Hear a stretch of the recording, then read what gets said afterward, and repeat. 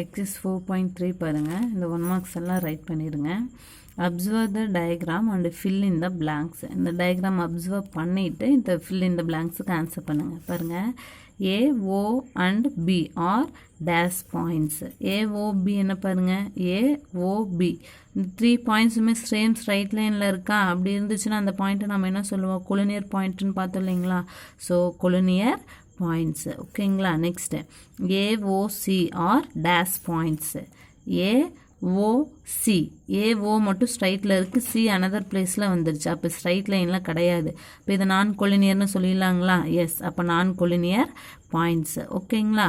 Okay, next பாருங்கள், AB and C are dash points. AB and C, அப்போ A இங்கே இருக்குது, பி சி அனதர் பிளேஸில் இருக்குது. சர்க்கிள் ஷேப்பில் தான் இங்கே வருது, நமக்கு ஸ்ட்ரைட் லைன் தான் கிடைக்கணும். அப்போ சிங்கிறது இங்கே பி டு சி வந்து சர்க்கிளாக தான் இருக்குது. ஸோ அப்போது நான் கொலினியர் பாயிண்ட்ஸு. ஓகேங்களா? ஸோ தட் இஸ் நான் கொலினியர் பாயிண்ட்ஸு. ஓகே, நெக்ஸ்ட் பாருங்கள், 4th one. Dash is the point of concurrency. Dash is the point of concurrency. அப்போ இந்த பிக்சரில் பாயிண்ட் ஆஃப் கான்குரியன்ஸ் என்ன? இந்த எல்லா ஆல் த பாயிண்ட்ஸும் எந்த பிளேஸில் உங்களுக்கு ஜாயிண்ட் ஆகுது? ஓங்கிற பிளேஸில் ஜாயிண்ட் ஆகுதா? அப்போ ஓங்கிற பிளேஸில் தான் இன்டர்செக்ட் ஆகுது. அப்போ இது வந்து பாயிண்ட் ஆஃப் கான்குரியன்ஸ்ன்னு சொல்லலாமா? எஸ், ஓ. ஓகேங்களா? ஓகே, நெக்ஸ்ட் பாருங்கள், draw any line and mark any 3 points that R collinear. ஓகேங்களா? நீங்கள் ட்ரா பண்ணணும். நீங்கள் நான் இது வரைக்கும் கிளாஸில் இன்றைக்கி பார்த்ததில் எக்ஸாம்பிள் சொன்னதை பார்த்தீங்கன்னாவே நீங்கள் இதுக்கு ஆன்சர் பண்ணலாம். ட்ரா எனி லைன் அண்டு நீங்கள் ஒரு லைன் ட்ரா பண்ணணும். ஓகேங்களா? அந்த லைன் வந்து 3 பாயிண்ட்ஸ் தட் ஆர் கொலினியர். ஒரு லைன் ட்ரா பண்ணணும். அந்த ஒரு லைனும் வந்து 3 பாயிண்ட்ஸில் கொலினியர், 3 பாயிண்ட்ஸில் வந்து கொலினியர் பாயிண்ட்ஸாக வர மாதிரி ட்ரா பண்ணணும். ஓகேங்களா? நமக்கு கொலினியருக்கு எக்ஸாம்பிள் பார்த்தீங்கன்னாவே இதுக்கு நீங்கள் ஆன்சர் ஃபைன் பண்ணிடலாம். நெக்ஸ்ட் பாருங்கள், draw any line and mark any 4 points that are not collinear அப்படின்னு கொடுத்துருக்காங்க. இப்போ 4 பாயிண்ட்ஸ்னு என்ன அர்த்தம்? கண்டிப்பாக நீங்கள் ஒரு 4 பாயிண்ட்ஸ் எடுத்துக்கணும். நாட் கொலினியருக்கு எக்ஸாம்பிளாக ட்ரா பண்ணணும். ஓகேங்களா? ஏதாவது 2 பாயிண்ட்ஸ் மட்டும் நமக்கு கொலினியராக 2 பாயிண்ட்ஸ் மட்டும் ஜாயிண்டாக இருக்கிற மாதிரி, அனதர் 2 பாயிண்ட்ஸ் வேறு பிளேஸில் இருக்க மாதிரி போடுங்க. ஓகேங்களா? நெக்ஸ்ட் பாருங்கள், draw any 3 lines to have a point of concurrency. 3 lines எடுத்துக்கோங்க. நம்ம பிஃபோர் இதில் பார்த்தோம் இல்லையா, 3 லைன்ஸ் எடுத்துக்கோங்க, நேம் கொடுத்துக்கோங்க. ஸோ அந்த 3 லைன்ஸும் பாயிண்ட் ஆஃப் கான்குரியன்சி, ஏதாவது ஒரு பாயிண்டில் கான்குரியன்சி இன்டர்செக்ட் ஆகிற மாதிரி சேம் இதே மாதிரி எக்ஸாம்பிள் போடணும். ஓகேங்களா? எனி 3 லைன்ஸ் சேம் அதே மாதிரி 3 லைன்ஸ் எடுத்துகிட்டு பாயிண்ட் ஆஃப் கான்குரியன்ஸுக்கு ஒரு நேம் கொடுத்துருங்க. That's all. நெக்ஸ்ட் பாருங்கள், ட்ரா எனி 3 லைன்ஸ். நீங்கள் அதே மாதிரி 3 லைன்ஸ் எடுத்துக்கணும். That are not concurrent. Not concurrent example நம்ம பார்த்தோம் இல்லையா, 3 லைன்ஸ் பாருங்கள், L1 L2 L3ங்கிற 3 லைன்ஸ். அப்போ இந்த பிக்சரை வந்து நாட் கான்குரியன்ட்னு பார்த்தோமா, இந்த பிக்சர் ட்ரா பண்ணால் கூட ஆன்சர் கிடச்சிரும். Find the number of points of intersection. அப்போ இதில் எத்தனை பாயிண்ட் வந்து இன்டர்செக்ட் ஆகுதுன்னு நீங்கள் ஃபைண்ட் பண்ணணும். பாருங்கள், இது ஒரு இன்டர்செக்ஷன், இங்கே ஒன்று இங்கே ஒன்று, அதோட நேம் மட்டும் ரைட் பண்ணிங்கன்னா okay. That's all.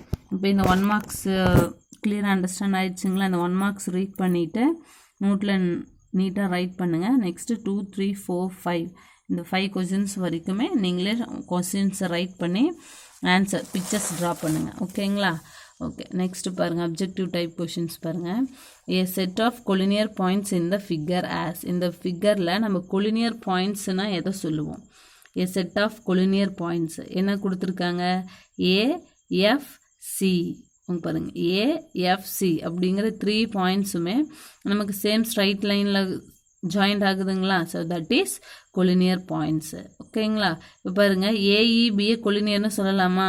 S, but அங்கே வந்து நமக்கு ஆப்ஷன் கிடையாது. அப்போ AFC that is collinear points. A set of non collinear points இந்த ஃபிகர். இதில் நான் கொலினியர் என்னது? ஏ. இங்கே கொடுத்துருக்க ஆப்ஷன்ஸை மட்டும் செக் பண்ணுங்கள். ஓகேங்களா? ஏடிசி, அதர்வைஸ் ஏடிபி கூட போடலாம். நமக்கு அப்படி ஏடிபி கொடுக்கல அப்படிங்கிறனால நம்ம இந்த ஆப்ஷன் எடுத்துக்கிறோம். ஆப்ஷனுக்கு இது கொலினியராக இருக்குமான்னு செக் பண்ணுங்கள், நான் கொலினியராக இருக்குமான்னு. நெக்ஸ்ட்டு, ஏ பாயிண்ட் ஆஃப் கான்குரியன்சி இந்த ஃபிகர். இங்கே கொடுத்துருக்க பிக்சரில் பாயிண்ட் ஆஃப் கான்குரியன்ஸ் என்ன? இந்த ஆல் த பாயிண்ட்ஸ் எந்த பிளேஸில் நமக்கு ஜாயிண்ட் ஆகுது? எஸ், எஃப்ங்கிற பிளேஸில் ஜாயிண்ட் ஆகுதா? எஸ். அப்போது இந்த எஃப்ஐ வந்து நம்ம பாயிண்ட் ஆஃப் கான்குரியன்ஸ்ன்னு சொல்லிடலாங்களா? Yes, that's all. ஓகேங்களா? நெக்ஸ்ட்டு பாருங்கள். ஸோ இது நான் உங்களுக்கு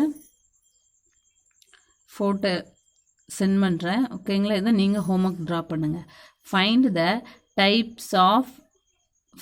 type of lines marked in thick lines, parallel, intersect or perpendicular. நமக்கு parallelனா எப்படி இருக்குன்னு தெரியும். ஆல்ரெடி நம்ம பிஃபோரே சொல்லியிருக்கோங்க இல்லையா? அந்த 2 லைன்ஸும் சேம் டிஸ்டன்ஸாக இருக்கணும். நீங்கள் எடுத்துக்கக்கூடிய 2 லைன்ஸோட டிஸ்டன்ஸ் எப்படி இருக்கணும்? சேம். ஃபார் எக்ஸாம்பிள் நம்ம ரயில்வே ட்ராக்கு, லேடர் அந்த மாதிரியெல்லாம் சொன்னோம் இல்லைங்களா? பாருங்கள், இப்போ இந்த பிக்சருக்கும் நமக்கு டிஃப்ரெண்ட் தெரியுதா? இந்த பிக்சருக்கு டிஃப்ரெண்ட் தெரியுது இல்லையா? அப்போ இது வந்து நம்ம பேரலல்னு சொல்ல மாட்டோம். ஓகேங்களா? பேரலல் அப்படின்னாவே நீங்கள் எடுத்துக்கக்கூடிய லைன் வந்து சேமாக ஸ்ட்ரைட்டாக கிடைக்கணும். ஓகேங்களா? அப்போ இந்த ஹவுஸ் பாருங்கள், ஹவுஸை வந்து நீங்கள் எதுக்கு எக்ஸாம்பிளாக சொல்லலாம்? பேரலலுக்கு எக்ஸாம்பிளாக சொல்லலாமா, இல்லை இன்டர்செக்டிங்க்கு எக்ஸாம்பிளாக சொல்லலாமா, பர்பண்டிகுலருக்கு எக்ஸாம்பிள் சொல்லலாமான்னு பாருங்கள். ஓகேங்களா? நெக்ஸ்ட்டு மேட்ச் பாக்ஸ் பாருங்கள். ஸோ இது வந்து நமக்கு எதுக்கு எக்ஸாம்பிளாக சொல்ல முடியும்? பேரலலாக, இன்டர்செக்டிங்காக, பர்பண்டிகுலரான்னு சொல்லுங்கள். நெக்ஸ்ட்டு பாருங்கள், ரோலர் கொடுத்துருக்காங்களா? இதை வந்து நம்ம எதுக்கு எக்ஸாம்பிளாக சொல்ல முடியும்? பேரலலுக்கா, பர்பண்டிகுலரா ஆர் இன்டர்செக்டிங்கான்னு சொல்லுங்கள். நெக்ஸ்ட்டு பாருங்கள், சிசர் கொடுத்துருக்காங்களா? எஸ். இந்த சிசர் வந்து நெக்ஸ்ட் எதுக்குன்னு ஃபைன் பண்ணுங்கள். இது வந்து நம்ம எந்த பாயிண்ட்டுக்கு பேரலலுக்கு எக்ஸாம்பிளாக சொல்ல முடியுமா, இல்லை பர்பண்டிகுலரா, அதர்வைஸ் இன்டர்செக்ட் பாயிண்ட்டுக்கு வந்து எக்ஸாம்பிளாக சொல்ல முடியுமான்னு நீங்களே ட்ரா பண்ணுங்கள். ஓகேங்களா? That's all. Next okay, same பாருங்கள். செகண்ட் கொஷின் பாருங்கள். Find the parallel and intersecting line segment in the picture given below. இங்கே கொடுத்துருக்க பிக்சரில் எந்தெந்த லைன்ஸ் வந்து பேரலல் லைன்ஸ்னு, எது வந்து இன்டர்செக்ட் லைன்னு நீங்கள் ஃபைன் பண்ணணும். ஓகேங்களா? நெக்ஸ்ட்டு சேம் மாடலுக்கு நான் இதே மாதிரி உங்களுக்கு ஒரு சம் சொல்கிறேன். இந்த சம் நீங்களே ஹோம்ஒர்க் பண்ணுங்கள். ஓகேங்களா? நெக்ஸ்ட் ஃபோர்த் ஒன் பாருங்கள். Name the angles of the given figure using protractor. நீங்கள் எதை யூஸ் பண்ணணும்? ப்ரொடக்டர் யூஸ் பண்ணி and identify the type of angle as acute, obtuse, right or straight. நமக்கு எப்படி நம்ம சொன்னோம்? அக்யூட் ஆங்கிள்னா என்னது? 90 பிலோ இருந்ததுன்னா அக்யூட் ஆங்கிள். ஓகேங்களா?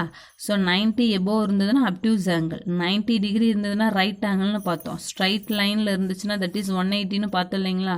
ஓகே, அப்போ இங்கே இருக்கிறத ப்ரொடக்டரை வச்சு மென்ஷன் பண்ணுங்கள். அப்படியே புக்லேயே மென்ஷன் பண்ணிங்கன்னா என்ன ஆங்கிள்னு வரும். ஓகேங்களா? எத்தனை டிகிரி இருக்குன்னு மென்ஷன் பண்ணிட்டீங்கன்னா, அப்போ இப்போ இந்த பிக்சர் பாருங்கள், நமக்கு கண்டிப்பாக ப்ரொடக்டர் வச்சு நீங்கள் மேக் பண்ணும்போது உங்களுக்கு கண்டிப்பாக எத்தனை டிகிரி கிடைக்கும்? 90 டிகிரி கிடைக்கும். ஓகேங்களா? அப்போ இது ரைட் ஆங்கிள்னு சொல்லலாமா? அதே மாதிரி இது ஹவு மெனி டிகிரின்னு மென்ஷன் பண்ணி என்ன ஆங்கிள்னு மென்ஷன் பண்ணுங்கள் ரிமைனிங் 3 கொஷின்ஸ்க்கும். ஓகேங்களா?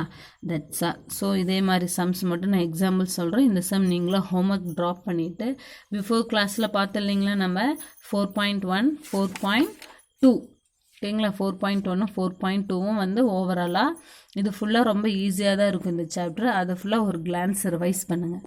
ஓகேங்களா? 4.1, 4.2ல் இதுக்கு முன்னாடி பார்த்த சம்ஸ் எல்லாமே ஒன்ஸ் ரஃப் நோட்டில் போட்டு நீங்கள் கொஞ்சம் கிளியராக வெரிஃபை பண்ணிக்கோங்க. That's all. நெக்ஸ்ட்டு நான் கொடுக்குற ஹோம்ஒர்க் பண்ணுங்கள், நீட்டாக பண்ணுங்கள். ஓகேங்களா? ஓகே.